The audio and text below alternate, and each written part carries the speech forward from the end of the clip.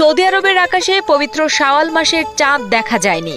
সেই হিসেবে ২০ মার্চ শুক্রবার ঈদ উল ফিতর উদযাপন করবেন সৌদি আরববাসী। সৌদির আকাশে চাঁদ অনুসন্ধানের পর সৌদি কর্তৃপক্ষ এমন ঘোষণা দিয়েছে বলে জানিয়েছে মধ্যপ্রাচ্য ভিত্তিক বেশ কয়েকটি সংবাদ মাধ্যম।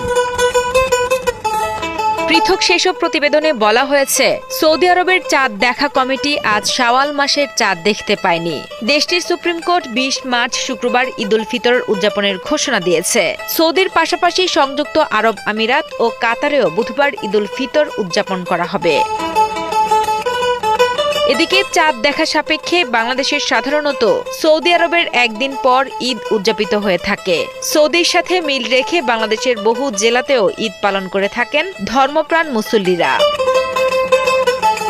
বাংলাদেশে পবিত্র ঈদ উল ফিতরের তারিখ নির্ধারণ করতে বৃহস্পতিবার বৈঠকে বসতে যাচ্ছে জাতীয় চাঁদ দেখা কমিটি। বুধবার ইসলামিক ফাউন্ডেশনের সংবাদ বিজ্ঞপ্তিতে জানানো হয়, বায়তুল মোকাররম জাতীয় মসজিদে অবস্থিত ইসলামিক ফাউন্ডেশনের সম্মেলন কক্ষে কাল সন্ধ্যা ৬টায় বৈঠকটি অনুষ্ঠিত হবে।